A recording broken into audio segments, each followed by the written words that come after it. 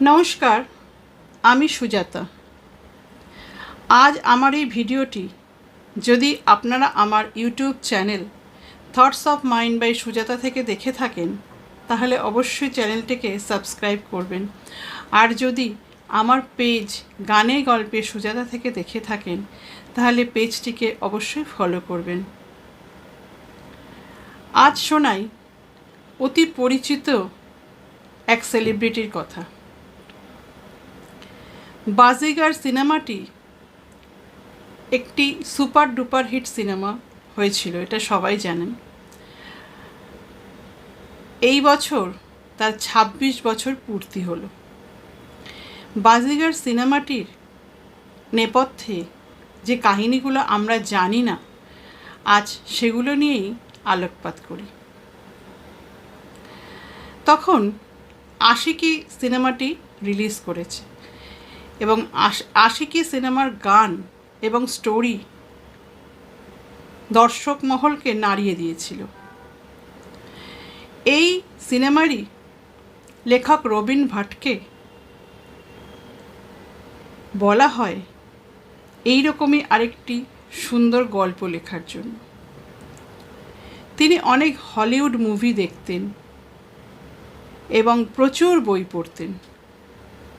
এইরকমই একটি হলিউড মুভিকে তিনি ভাবলেন হিন্দিতে সিনেমার রূপ দেবেন। এই মুভিটিতে একটি ছেলেকে দেখা যায় একটার পর একটা খুন করে যাচ্ছে অর্থের জন্য। প্রচণ্ড ভায়োলেন্স মনে হয়েছিল প্রথমে যখন সবাই শোনেন। অনিল কাপুর থেকে আরম্ভ করে সবাই, কিন্তু অক্ষয় কুমার, অনিল কাপুর সবাই এটাকে অতিরিক্ত ভায়োলেন্সের জন্য না করার সিদ্ধান্ত জানিয়ে দেন। সালমান খান একটু ইন্টারেস্টেড হয়েছিলেন, কিন্তু তখন তিনি রাজশ্রীর প্রোডাকশানের অন্য সিনেমা করছিলেন বলে তিনিও না করে দেন। অবশেষে ঘুরে ঘুরে এটি আসে শাহরুখের কাছে। শাহরুখ এই সিনেমাটি পেয়ে বললেন একমাত্র আমিই করতে পারি এই রোলটি। মোটে 6টি সিনেমা তখন শাহরুখের ঝুলিতে। আব্বাস মাস্তান এই ছেলেটির কনফিডেন্স দেখে রীতিমতো আশ্চর্য হয়ে যান এবং এটাও ভাবেন যে কিছুটা ওভার কনফিডেন্সে বলছে না তো। যাই হোক, তবু শাহরুখকে দিয়েই সাইন করানো হয়। বিপরীতে কাজলের যে রোলটি করেছে সেটিকে কাজল তার আগে বেখুদি বলে একটি সিনেমা করেছিল। তো সেই সিনেমাটির পরে কাজলকে এই প্রিয়া চরিত্রটির জন্য মনোনীত করা হয়।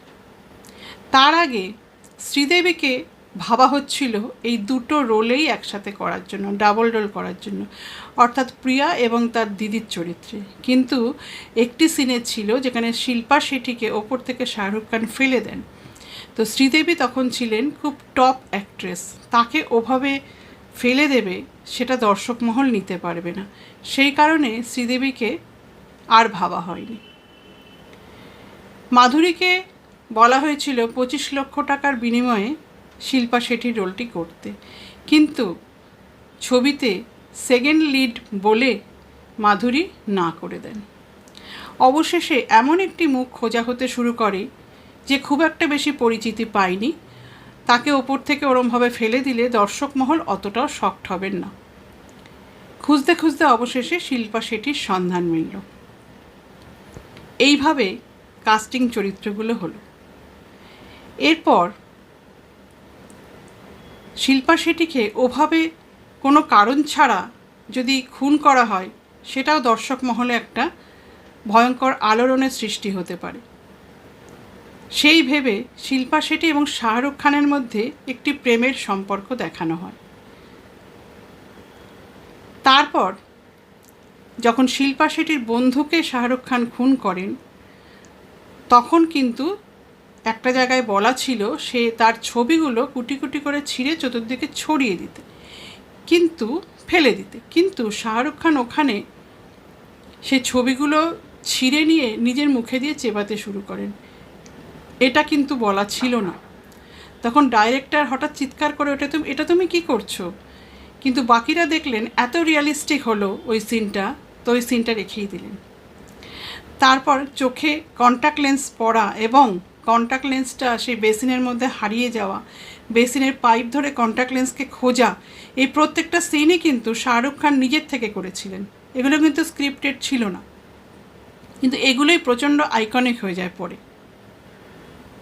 ফিল্মের সঙ্গে চরিত্রের সঙ্গে খুব ভালো মিলে যায়। তারপরে শেষ পর্যন্ত যখন মদন চোপড়াকে খুন করা হলো, মদন চোপড়া যখন খুন করার পরে শাহরুখ খান যেহেতু নায়ক, ভিলেন চরিত্র হলেও সেই তো নায়ক, তো শাহরুখ খানকে এমনভাবে প্রেজেন্টেশন করার দরকার ছিল যাতে করে দর্শক মহলের আবার শাহরুখের প্রতি প্রচণ্ড মায়া আসে। এইখানে মায়ের চরিত্রটি সৃষ্টি করা হয়েছিল, মায়ের চরিত্রটি সৃষ্টি করা হয়েছিল এবং পারিবারিকভাবে জিনিসটাকে এমনভাবে তৈরি করা হলো যেন মদন চোপড়াই তাদের পুরো সম্পত্তি নিয়ে নিয়েছে এবং সেই রাগেই শাহরুখ খান এইগুলো করতে শুরু করেছিল। জিনিসটার মোড়টা পুরো ঘুরিয়ে দেওয়া হয়েছিল, কিন্তু যে হলিউড মুভি থেকে এটাকে নেওয়া হয়েছিল সেখানে কিন্তু গল্প এরকম ছিল না। সেখানে ছিল অর্থের বিনিময়ে ছেলেটি একটার পর একটা খুন করে যাচ্ছিল।